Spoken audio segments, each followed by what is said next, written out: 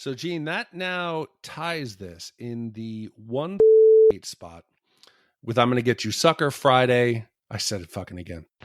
Remember when we first met John McClane? Argyle picked him up from the plane and took him down the Nakatomi Tower at the Christmas party. And the terrorists were overzealous, but it was sweet when they killed Ellis. And with a little help from Alan, John McClane kicked ass. Welcome back to Shat the Movies, the podcast where we answer the question, were the movies we loved when we were growing up really that good? Have you ever caught yourself thinking, why don't they make movies like they used to? Can you still remember spending your Friday night searching for the perfect movie rental at Blockbuster Video? Do you know what Blockbuster Video is? If you answered yes, then this is the podcast for you. I am one of your hosts, Gene Lyons, and alongside is my co-host, Big D, Dick Ebert. Good evening. And each week, we take a look back in time to decide if our favorite films still hold up. The movies we cover are chosen by you, the listeners, who generously commission the films you love. If you like to sell the movies we have covered, will cover, want to choose one for yourself, please visit shatpod.com and have a look. At the end of each podcast, we'll provide you, the audience, with the number of wipes each movie takes to get our respective butts. So thank you so much for listening. If you have not already, hit that subscribe button and share with a friend. It's how we help the podcast grow. Additionally, subscribe to our sister podcast, Shat on TV, where we review TV series such as Westworld, Taboo, American Gods, Game of Thrones, True Detective, Lovecraft Country, and Watchmen. Find all the information and past episodes at shatpod.com/TV. And finally, if you'd like to hang out with us live, follow and subscribe to our Twitch channel, shatpod.com/Twitch, and our YouTube channel where we play video games, host watch parties, and edit this podcast live. And if you missed it, we have a live video of Big D and I recording Invictus for our good friend Chris with some crowd participation. That is all up on YouTube right now. All that being said, Big D, what movie are you reviewing tonight? Gene, before I get to tonight's film, I want to really encourage people who have listened to us for, a few months, years, whatever, go watch the video because it's a fun behind the scenes, unedited version of what it takes to make the podcast. We like you said, we do some crowd participation. It's a lot of fun. I felt it was loose. It flowed great. And I think it's something that we hope to do more, especially if people write in and let us know they enjoy it. Absolutely. There's so often movies that we feel like we'd really love to squeeze in, but we don't want to interrupt the schedule that we've set out. We don't want to renege on our obligations and responsibilities to the commissioners who were so thoughtful and commissioned so far ahead. There are sometimes ones we want to squeeze in, and this allows us to do it, not the same quality necessarily, but something a little bit different. And we can bang those out a lot faster. So look forward to some more of those live episodes if all goes well. Yeah, and Invictus fits in perfectly with tonight's film. It is a sports film, and it was commissioned by one of our Mount Rushmore listeners and supporters, Scott H., who wrote in and wanted a movie added to our pantheon of shot films for sports. We've done The Natural, Little Giants. We've done Bull Durham. We did some extreme sports with Point Break and Rad. We've done Over the Top, Kingpin, White Men Can't Jump, another similarity with tonight's film. And we're going on to the under the gridiron in the tough city of Chicago for Scott and review the 1986 sports comedy Wildcats. Hello, Shat crew. Scott H. from Friendswood, Texas. I want to thank you for accepting this commission of the 1986 Wildcats starring Goldie Hawn. I want to do this commission because I love football. I'm a season ticket holder of the Texans. I tailgate every home game. So I thought I'd commission a football movie from the 80s. And it's a typical 80s movie. Sexual harassment, montages, a boob shot. And also, do you ever notice in the 80s they always cast adults as teenagers? Woody Harrelson was 25 years old when he played this part. And he looks like it. Anyway, y'all have fun with it. Have a great day. Bye. 25. Woody looks 35 in this movie, Scott. But Scott is Mr. Sports here at Shat the Movie. He's got a couple guys that are vying for that title along with Big D himself. But Scott, if there is anything sports, whether it's tailgate videos, fantasy leagues, he is always there. And as a commissioner, we love having you. Yeah, and he is not a bandwagon fan. I suspected it when he was a big Astros fan. But now that for those years, to tailgate at Texan games, you must be a dedicated fan, and I hope we do it justice. This should be a fun one because you guys think he looked old compared to like Woody today. I was like, man, this is a bright-eyed, young, tight skin, good shape. This was definitely his debut. This was young Woody. Wildcats is a 1986 sports comedy directed by Michael Ritchie and starring Goldie Hawn, James Keach, and Susie Kurtz. It is a film debut of Wesley Snipes and a young or old-looking Woody Harrelson, depending on the angle. So when this movie came out in 1986, I was football obsessed. I collected football cards. I played Pop Warner, junior high school football from 1988 to 1996. This was right up my alley. So I could not figure out when Scott commissioned this, why my mom didn't take me to see Wildcats. This is exactly the right movie for me. And then I watched the movie and I quickly understood that this is a very different kind of high school football movie than we normally would see in the 80s.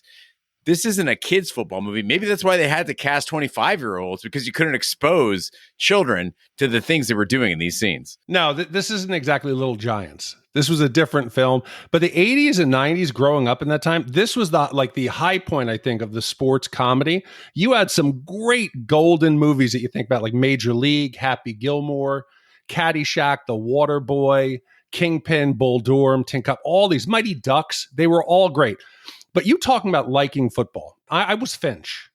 If I had had a different father with my body and my size and genetics, I should have been a tight end. I should have been a lineman. If I grew up in Texas with Scott, some father would have said, we are getting this fat giant onto the field and we're going to teach him to be tough. Because, Gene, I was I was a pussy. They say pussy in this film a lot, so I'm going to call myself a pussy. I would whine. I did not want to get hit. I did not want to run around. I felt uncomfortable in my body. I was awkward. It was a waste of a 6 foot, probably 2 or 3 kid, probably 280, 290 in high school. I was a waste of resources. The crazy thing about youth football is I did a bunch of sports as a kid. And when you played basketball as a child, kids are all roughly the same height at like 8 or 9 years old, right? And so they would be like, yeah, you want to play forward, you want to play guard, you want to play center, whatever, try it all. You play soccer, like you want to be a forward, you want to be a midfielder, you want to be a back, try it all. You want to be a goalkeeper, whatever. Football, no. Day one, before we did any activity, they just looked at the kids. They're like, oh yeah, you're on the line, you're a running back, you're a quarterback, you're a receiver. And here's the thing, that just sticks with you. You were labeled that at 8 years old. I played O-line from when I was 8 years old and bigger type of kid. When I retired from the game of football, I was a high school junior. I was 6 feet tall and 145 pounds. And they had me on the offensive line. They were wondering why I wasn't doing so well. I don't know. Maybe give me another position. I mean, granted, I also can't run or catch. So, Gene, you said at 5 you were stuck in your position and you were identified. I get it today at 50.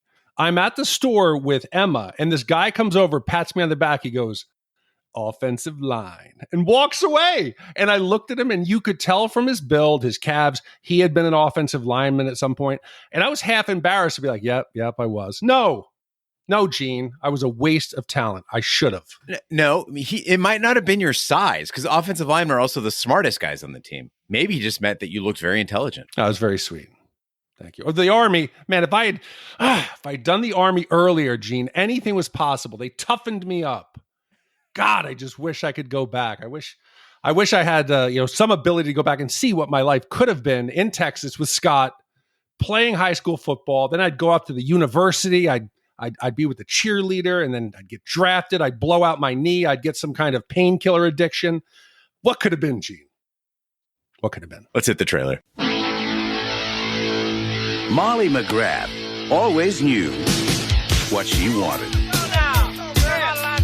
Hey, you want to coach football? Fine, you got it. At Central High. Her team, the Wildcats. Ready to play, coach? Do you want to play football? Yeah, Don't wear yourselves out. You want to get rid of me? absolutely. You're in training as of right now. Put that out. You think a woman can't be tough enough? Watch me. I forgot my purse. Oh, I don't intend to coach a bunch of losers. And how'd your folks let you get like this? He probably ate his folks. Your mama says you ugly. Hey! From here on out, I call the shot. Tell us what to do. Win, you turkey! All right. How are you enjoying the game thus far? Oh. All right!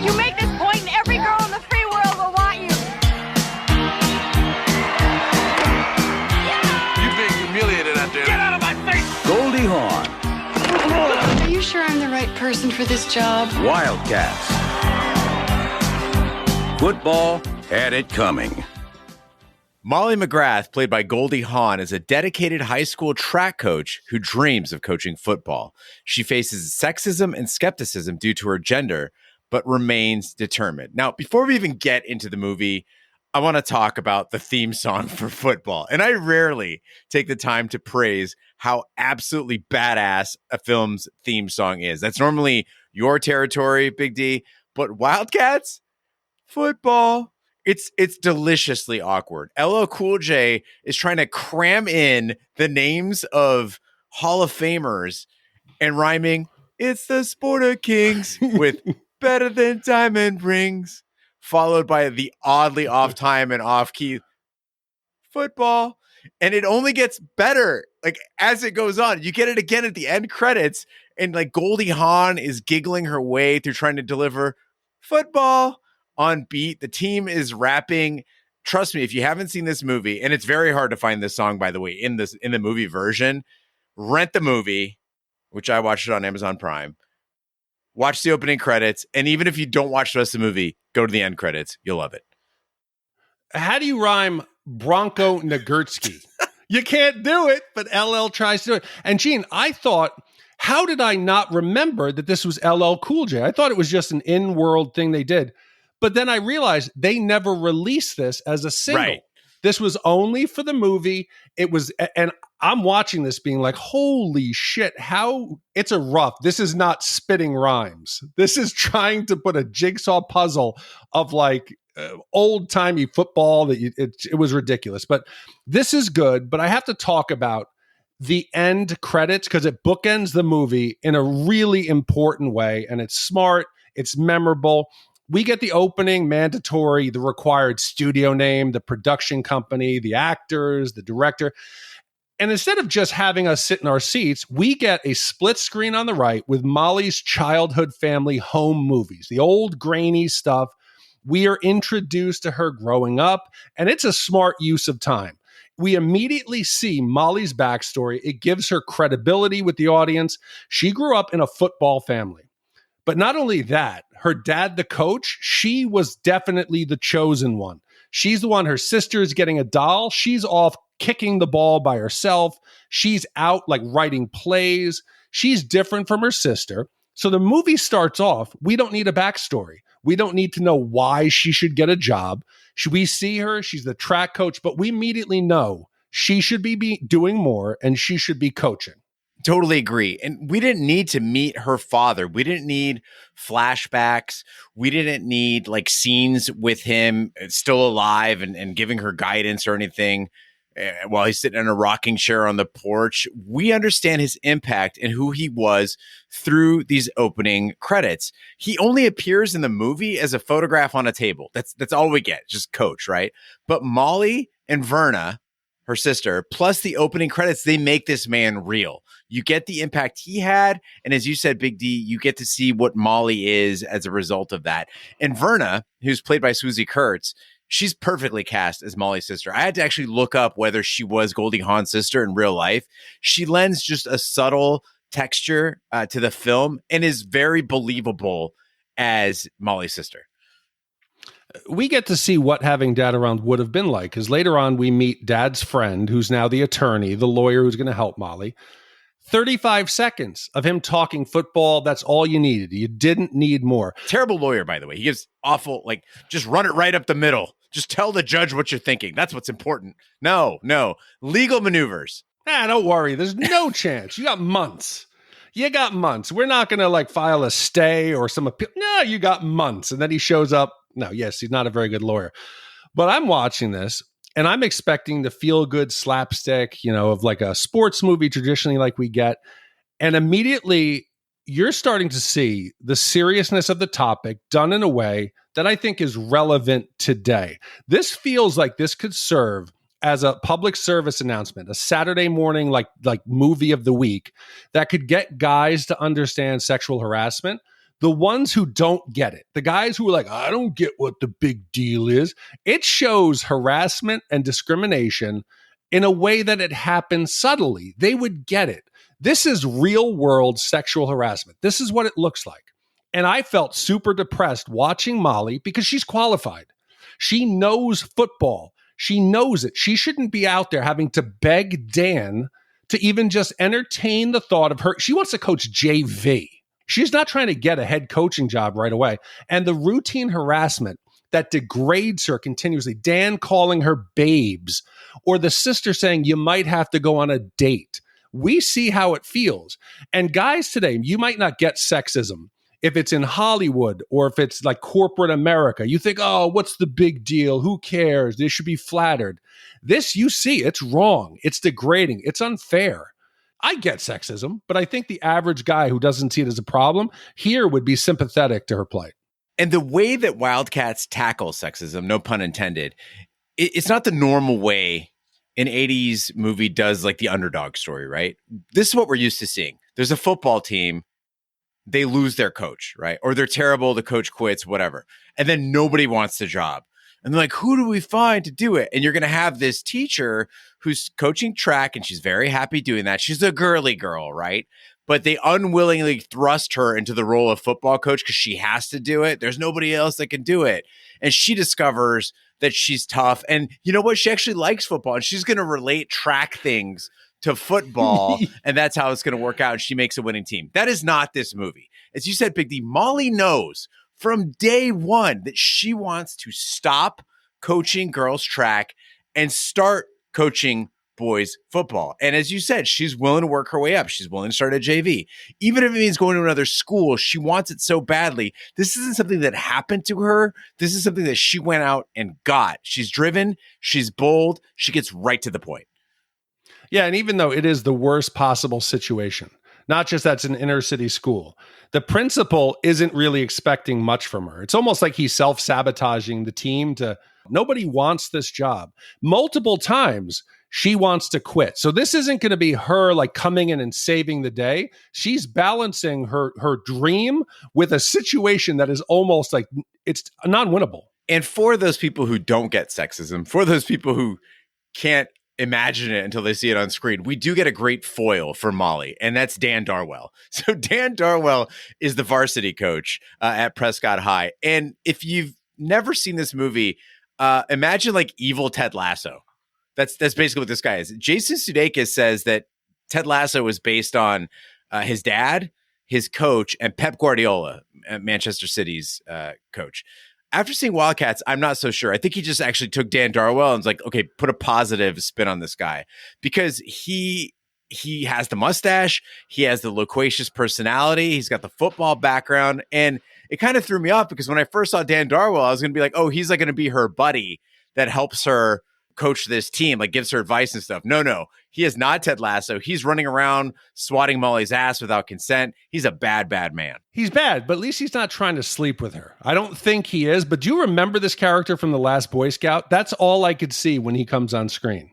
Oh, he is Bruce Willis's, right. like his private eye buddy, and Bruce comes in and sees his wife with dry hair, and he says, who's the guy in the closet? I think his name was Mike Matthews. He comes out and he says, hey, on your finger scale, how many fingers was my wife? You know how many fingers he'd give up?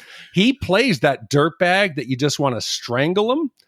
And yeah, he's the worst part is that he lies. He says, I'll vouch for you. And then at the end, he does this whole thing saying she's a joke and that he wasn't supporting her. So maybe evil Ted Lasso is a perfect description of this man. I think the worst part was watching him play racquetball. That was embarrassing. That was embarrassment enough, him getting hit in the ass. Do you think, Gene, let's say that Molly let him win. Would that have like stroked his ego enough that maybe he wouldn't have sabotaged her? Nah, he'd still do it. He'd feel threatened. Can't have her at the same school.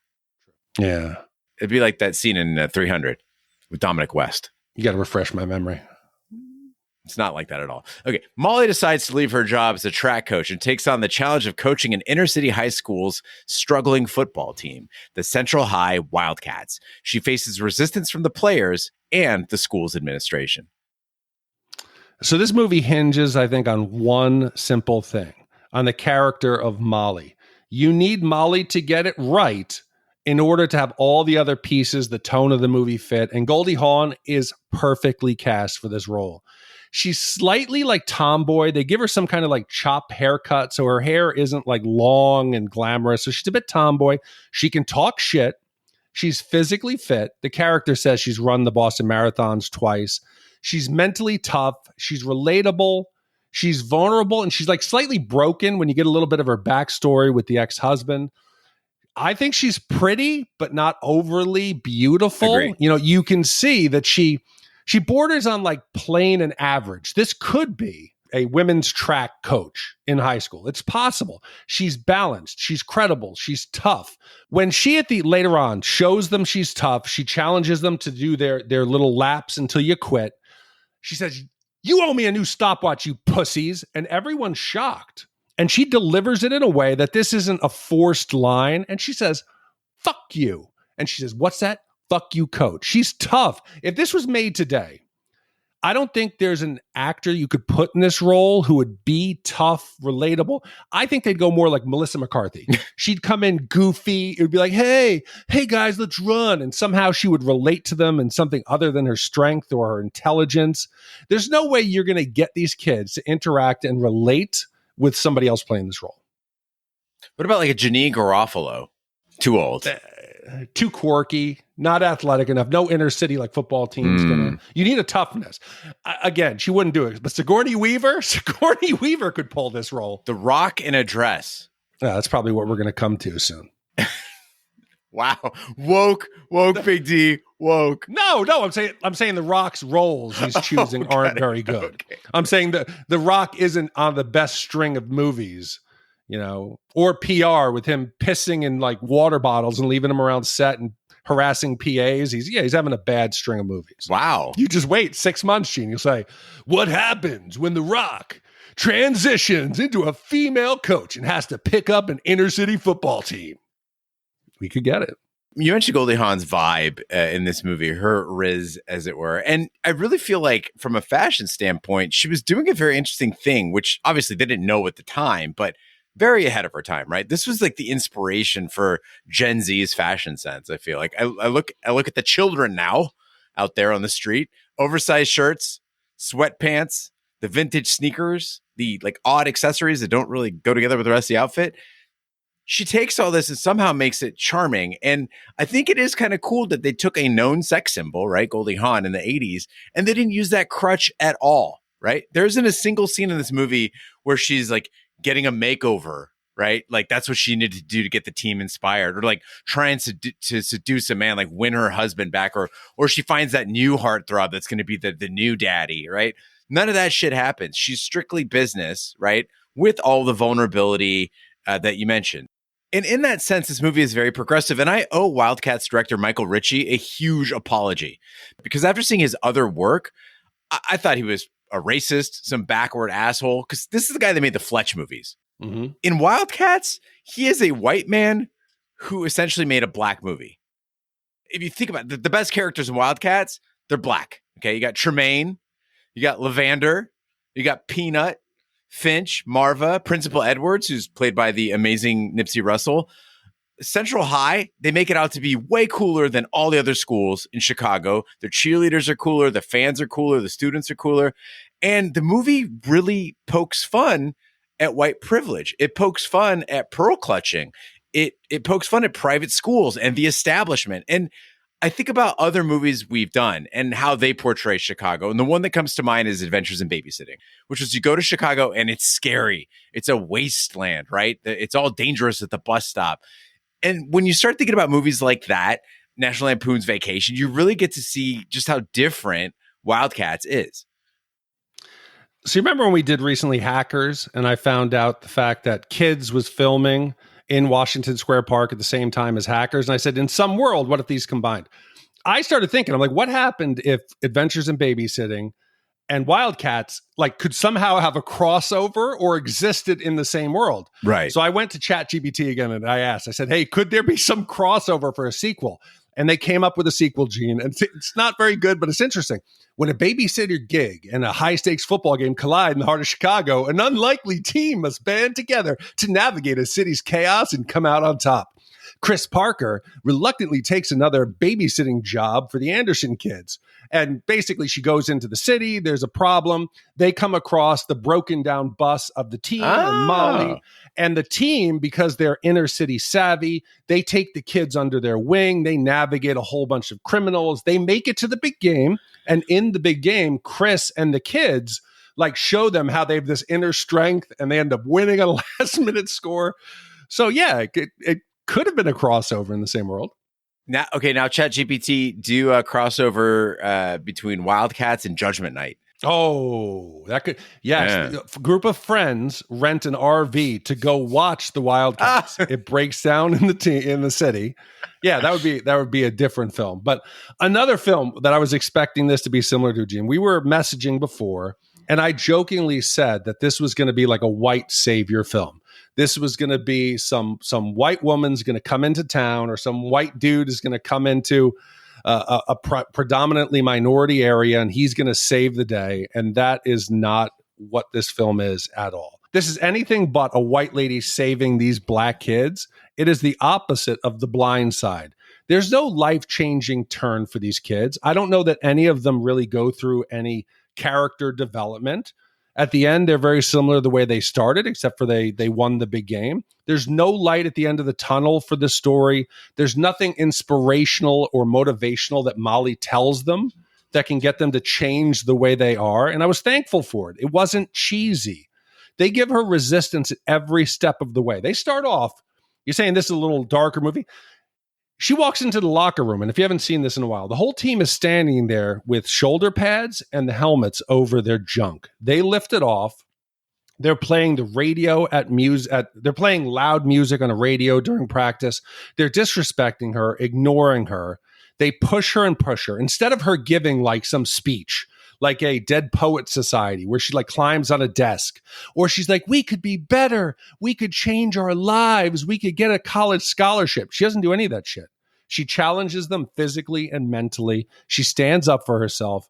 When Bird, the star player, she wants to get him back out on the field, she is tricked into basically assisting on a robbery, on a felony breaking and entering. She's trapped in a dumpster. She extorts him. She doesn't try to win his heart. She doesn't try to show him the error of his ways. She doesn't even care that he is going to probably end up in prison. She just extorts him to play football by threatening to tell the cops she's in a dumpster with him. And to further your point, Big D, when she goes to find him, when she doesn't know who Lavander is, and she's going to look to find him, and she goes to the apartment building, like even the little kid is like not having it, right? She's like, is Lavander here? No. Shuts the door on her, right? She puts her foot in the way, and the kid clears that out too. This isn't Goldie Hawn going in and teaching everybody a lesson. It's kind of simultaneous growth. But I had to ask you, Big D, how you feel about the calisthenics boogie. It was the one part of the movie I didn't quite get. They're doing the montage, and they're getting ready to learn to play football, and she's having them do like the Thriller dance sort of, and they're like sticking their tushies out. How is that helping with football? I think she was trying to incorporate music. Like she's learning from them. So she's in the inner city. She sees the importance of music and dance. Oh, Jesus and she Christ. thinks, hey, I'm just telling you, because she has some adverse reaction to jazzercise. Yeah. So it's not like she's doing like Susan Summers calisthenic videos on her off time. I thought she was saying, how can I take their love for dance and turn it into an exercise? And then she starts doing like 3-man weaves, and they start mixing it up. But it was in the middle of a montage. We didn't have to have her like teaching them, hands on your hip, fellas, rotate. So I was okay with it. You're colored kids. You like dancing. But you mentioned, Big D, the fact that when Goldie Hawn first shows up on the scene, when Molly first gets there, nobody's listening to her. And one of my biggest fears about ever becoming a parent, or even dealing with children in any capacity, this has been a fear of mine since I was a child, is what if they don't listen? Mm-hmm. And it's a small miracle when you think about it, that children listen at all. When I'm around people and they're talking to their kids, and their kids just do what they say, and they're like, they don't even throw a real threat at them. I don't understand how that works at all. Because when Molly first meets Central High's football team, and like you said, they show up without pants and they refuse to do anything she says, I felt a genuine panic like inside myself, because you can't beat the shit out of them. They're students. Like, you can't do that. You can't just wait them out because they've got no incentive to do anything. it's like kids have all the power, and this concerns me greatly. So I'm going to start off by talking about kids, not like the characters in this film, but I think it's important. Listen to me talking about lecturing, mansplaining about having kids. I have my one child. I think the important thing is to make kids want to listen before they realize that parents actually have zero control. I've had friends, kids, get a speech at school about child protective services and telling if something happens, and the kid has come home and told the parents, if you hit me again, I'm going to call CPS. At that point, you're done. You've lost it as a parent. If you wait until your kids are like 8 or 9 to get them in control and want to listen to you, you can't regain control of it. It's completely lost. Because yes, if I threaten to take something away, I have to be willing to do it. And I think as a parent, I have to be willing to ruin whatever event I'm at, things I enjoy, to use as a way to get Emma to. So if Emma and I were at, let's just say, a movie and she was acting up, I have to be willing to walk out. If we were traveling, I have to be willing to say, I'm actually going to turn the car around and go home, because empty threats will teach kids right away that they are in control of the relationship. But let's take this to the extreme, if you don't mind. No. Okay, you're at the movie theater. You're like, hey, you need to cut it out or we're going to leave. And the kid goes, well, I'm not leaving. I'm going to sit right here. Like, what do you do? No, you fucked up the first 13 years of that child's But life. hypothetically, you're in that scenario. Is it just done? You're like, there's nothing you can do. Is it Emma, or is it some like random like placebo Let's child? say it's Emma. I would say, are you kidding me? I said, I'm going to go back and empty your room. You're going to sleep on a mattress with a sheet and a pillow. And she knows I'll do it at this point. Yeah, but what she if knows. she refuses to even get in the car? Like, she's not going to leave the theater. I'd put her over my shoulder. You'd pick her up.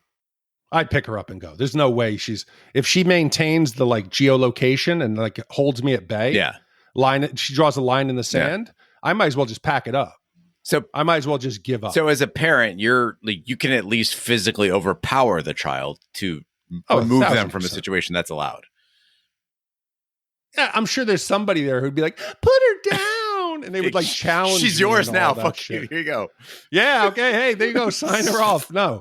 But again, I have to be willing to ruin my good time. And a lot of parents don't want to do that. They give open threats. If you count till 3 and you don't go through it, and Emma and I and Vanessa had a time where we thought Emma was going the wrong way because she wasn't listening. We would have to say things multiple times.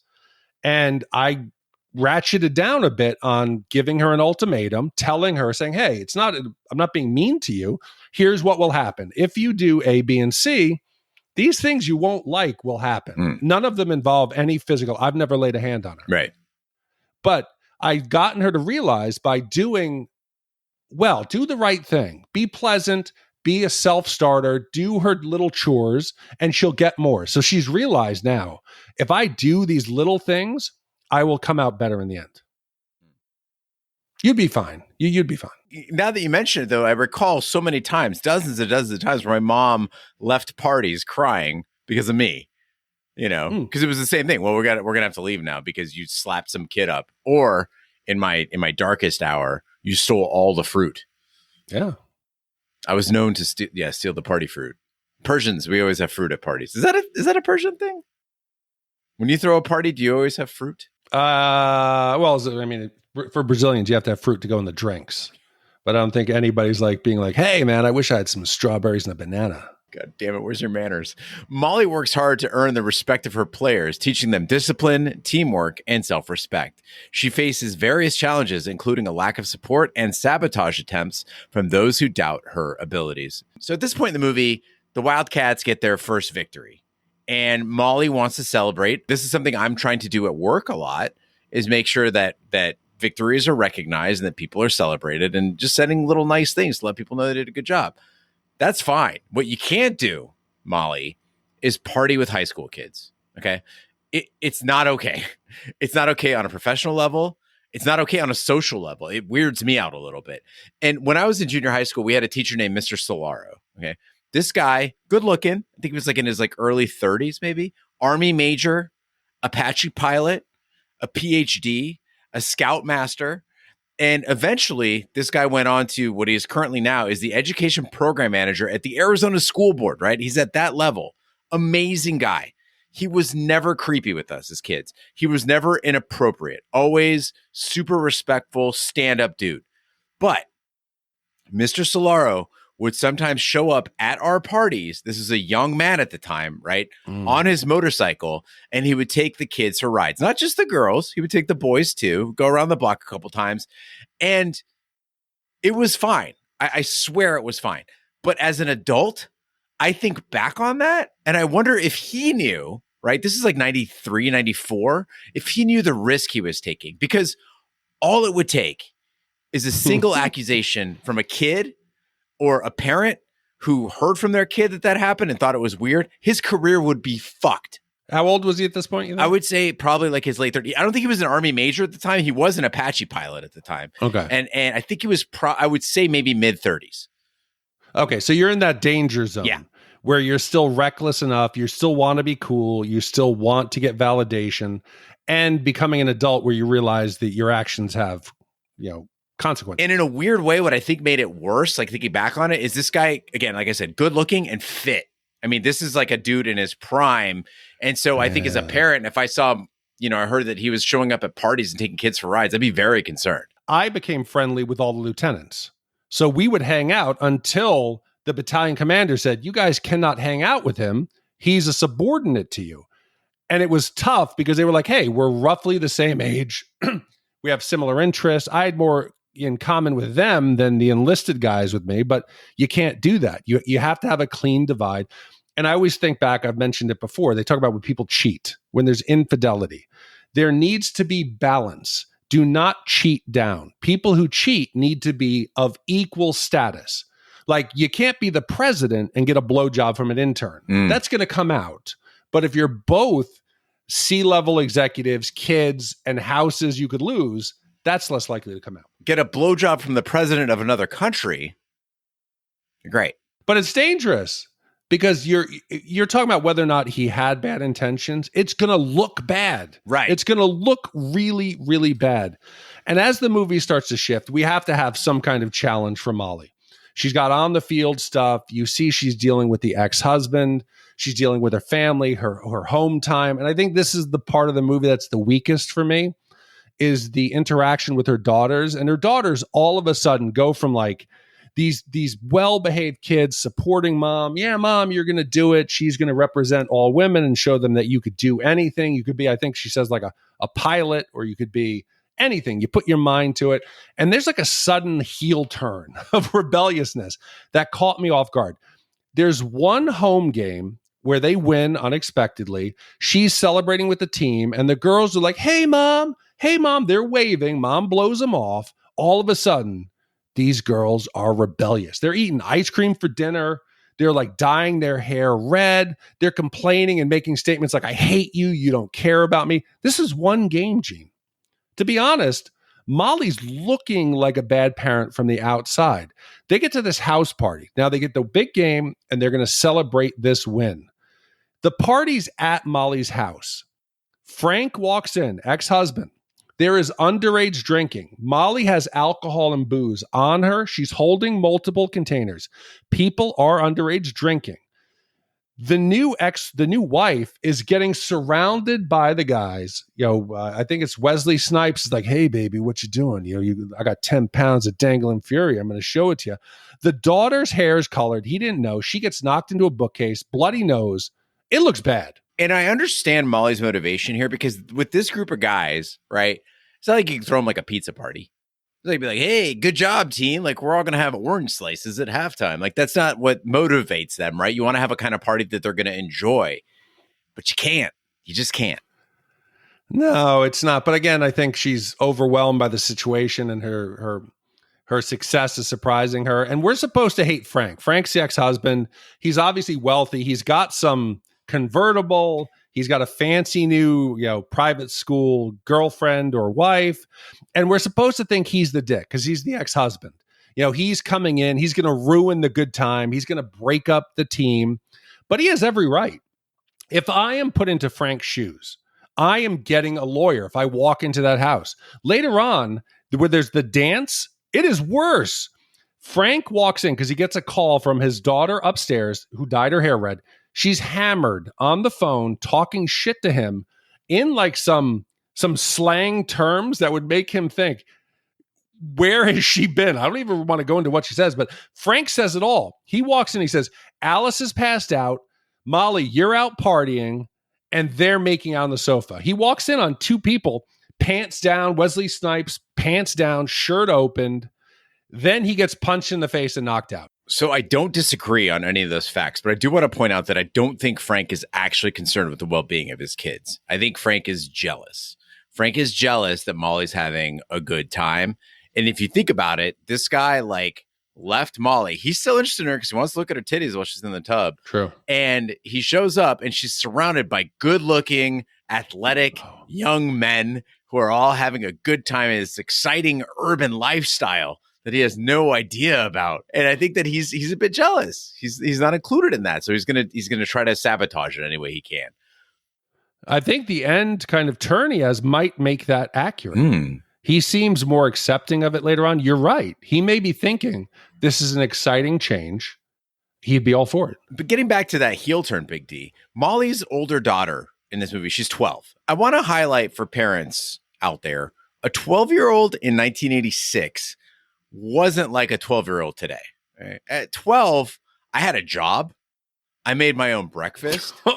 I did have a job. And I believe you did. My job, I shit you not, was to climb inside a trash compactor and get things unstuck at a place called Green Grocer, or to go to other supermarkets that had cheaper deals on soda and buy all the soda I could and then take it to the grocery store to resell it. It was an independent grocery store. It's great. I made my own breakfast. I walked my ass home from school. Mm-hmm. I made dinner. I did laundry. I'm very good at laundry, by the way. And I played with other kids in my neighborhood until my mom would get home at like 8 or 9 p.m. Okay. So fuck Molly's kids for being so needy. Oh, we need supper. You don't care about my hair. You never spend time with me. You just want to be around the boys, right? No, Molly's fine. These kids should be helping their mom do something super cool. Like she's breaking ground here. Instead, these selfish kids are acting like absolute babies. I hated these children. See, but I think you're looking at it wrong. You did it out of necessity. You came from a tough situation. Single parent home. First generation immigrants. You did what you had to survive. If we are led to believe here from Frank and Molly, they were affluent. He seems to be doing very well. They probably grew up in the town with like Chris, Sarah, Brad, and Daryl and Brenda. And now they've moved to a part of town where they're struggling because you see dad walk in and Frank says, hey, let's go shopping. This is obviously something that Molly doesn't do with the kids. So these are affluent girls who have never had to do anything on their own. So I think we got to cut them slack. They're like a fish out of water. And Lunchables didn't exist at the time. No, and she tries to grill up a burger, like a split second, like white bread burger. They weren't having She didn't even season that shit. There was no Worcestershire. There was no fucking garlic. That's a white people problem. No, white people make the best burgers.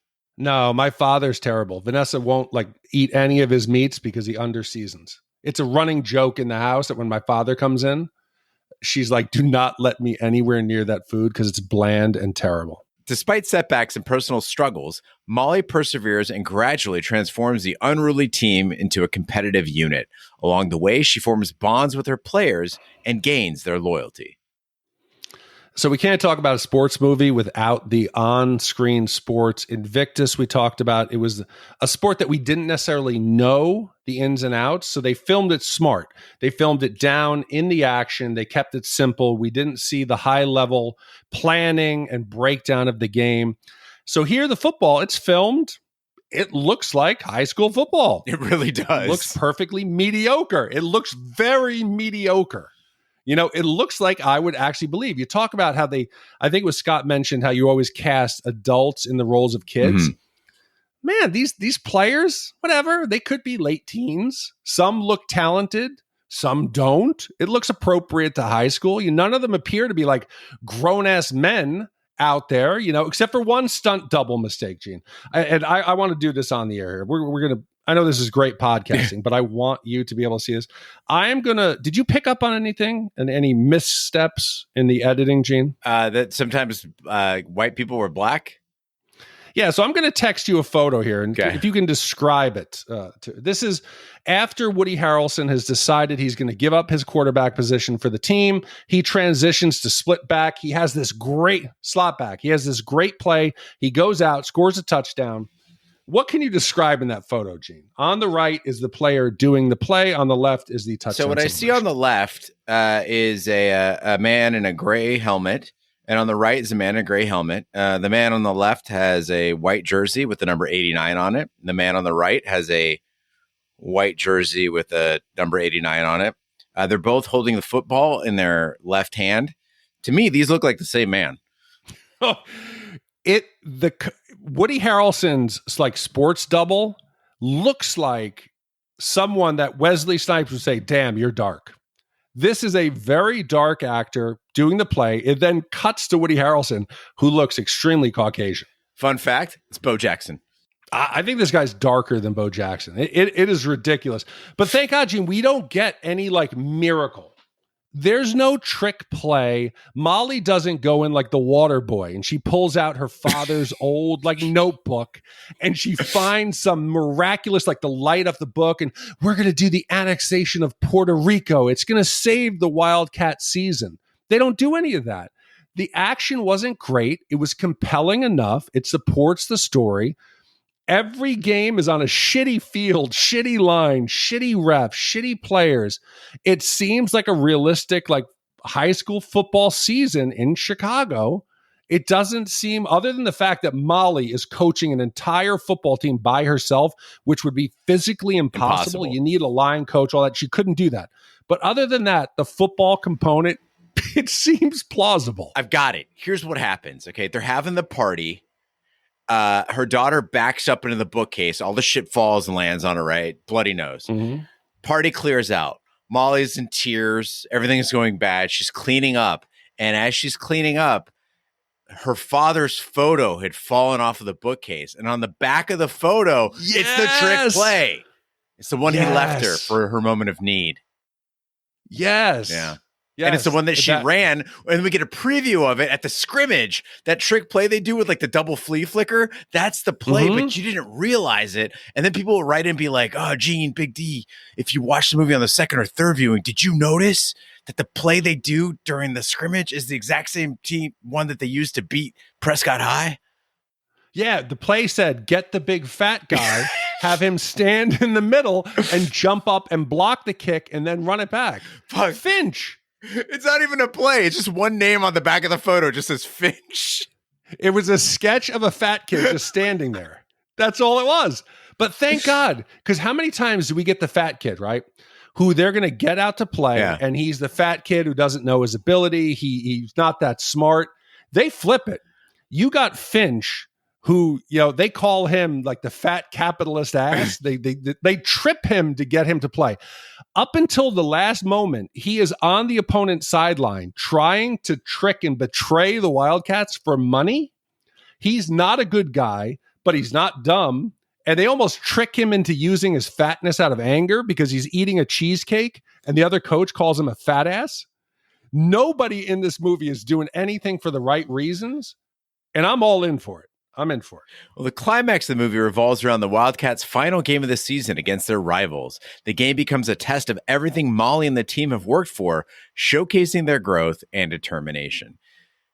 After watching Wildcats, Big D, I realized that nearly every sports movie we've seen is so sanitized. There are occasional boobs and dirty jokes in the movies we've watched, but Wildcats, it's not just dirty, it's filthy. They're showing Goldie Hawn's boobs. Guys are telling her they can show her about 18. Wesley Snipes is yelling, "Let's go eat some pussy." And her gift from the team is engraved, "With love from your pussies." They're hitting on the judge. This clearly was a high school movie for adults, and they leaned heavily into it. Goldie Hawn is trying to get custody of her kids. Wesley Snipes just didn't hit on her. He says, "Hey, baby, don't you got some kind of like backroom area here where I could take you? I could knock this out. We could settle this right now." He calls it wool. And then when the bailiff comes up, he's like, "Hold on, wait your turn." Yeah, he's going to pound that wool. He's going to get the kids back. Then there's also the line where she says, hey, they're champions. We're a bunch of dildos. And you forget in the beginning when Goldie's trying to prove that she knows football and the home ec teacher who's going to get the coach of JV, she says, hey, what do you know about deep penetration? And Dan is like, whoa. Let's keep this PG. Let's keep this PG. It is dirty. But the one thing that struck me as wrong and over the top, Goldie Hawn. The boobs in the bathtub, other than showing that Frank still likes her, Frank still wants to be intimate with her. It wasn't a flattering shot. It wasn't something that made Goldie look sexy. It felt a bit just unnecessary. Now, we got a voicemail from a listener that was feedback about The Long Kiss Goodnight. It was from Dave, and he talked about kind of age shaming, right? And we're not obviously not age shaming Goldie Hawn here because she wasn't that old, but we're also not trying to say like Goldie Hawn doesn't have a good body or anything like that. I think what Big D's saying here is that the shot itself, she's in the bathtub, she's reclining, and the water is just at chest level. So it's really making her body sort of amorphous, and it's just not a flattering shot of a person who's in really good shape. My academic explanation for this is that the director wanted to illustrate that she's very much woman despite navigating a traditionally male environment. Because if you remember, she goes home, she's in the tub, she's got the painted toenails, fiddling with the faucet.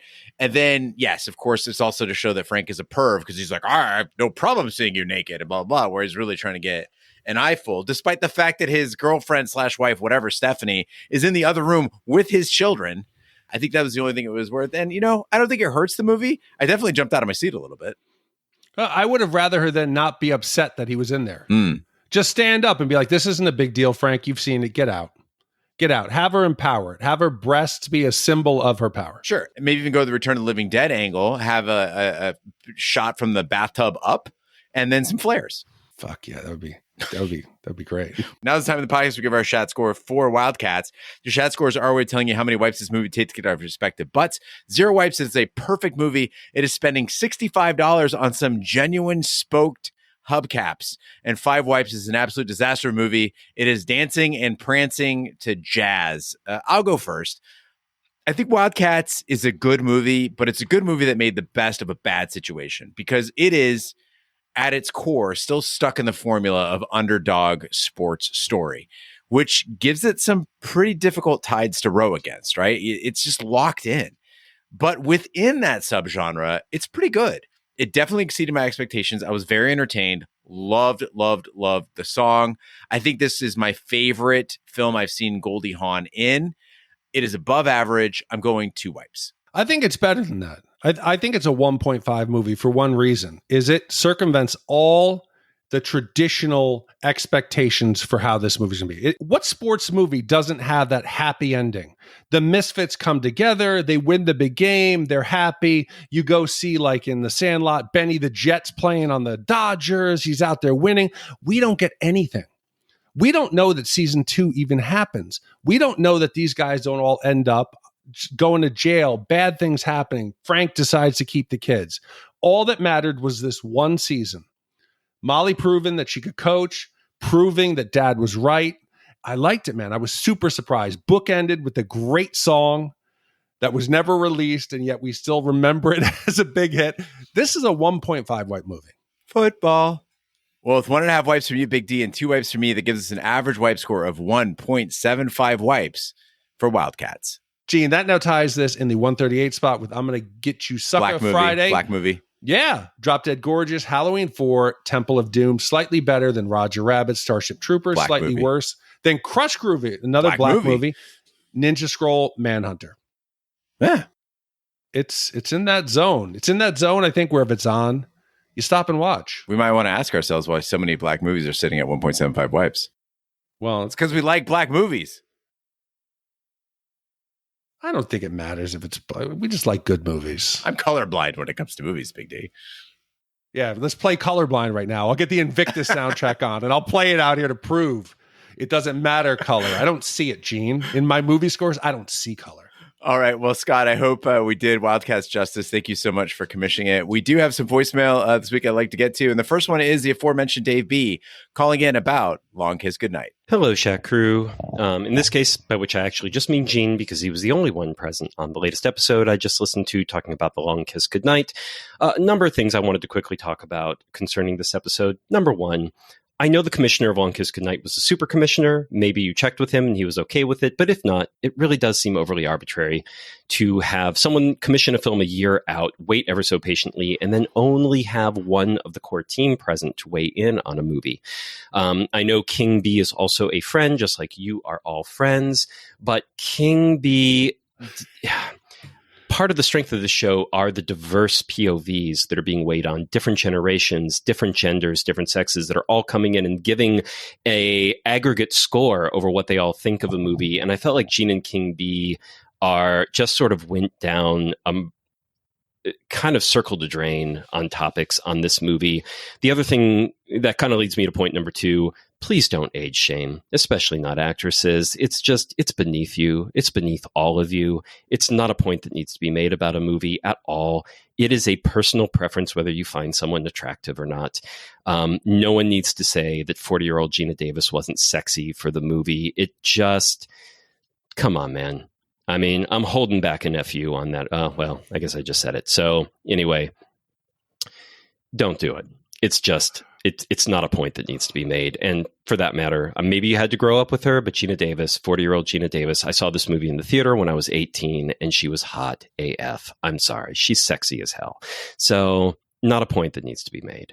The other thing, the reason King B came across as Roger, a lot of his facts about this movie were simply incorrect. The Last Kiss Goodnight is not a progenitor of the many female assassin movies of the era. La Femme Nikita predates it by 6 years. The remake of La Femme Nikita starring Bridget Fonda, Point of No Return, predates it by 3 years. The Professional by 2 years, and so on. It was a send-up of the subgenre well into its popularity, and yes, a send-up. Not a satire, spoof, or farce.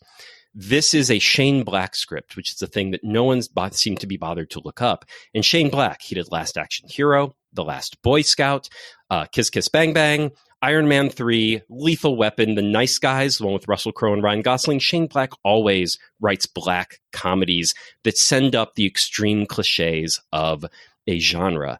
And The Last Kiss Goodnight, Sam Jackson was the everyman. He was us. He was the audience's POV. He thought he wanted to be a badass, and then he met a real badass, and he kind of hated her. And he was traumatized by the absurd violence and over-the-top characters that populated the comic book world of the movie. That's a Shane Black film. I just feel like this movie could really use a group to watch it and give it a real go. Anyway, thanks, Shat team. If we shorted our commissioner, I feel terrible. I do. But unfortunately, King B and Gene stepped up on a day that became non-negotiable. So the show either goes on, and if the commissioner has an issue, the commissioner can write in and share those feelings. You seem very passionate about the genre. You seem to have done quite a bit of research. I think you should start a podcast, and I think you would understand then after about 2 episodes the difficulty of actually running a podcast. And that is not me to come at you aggressively.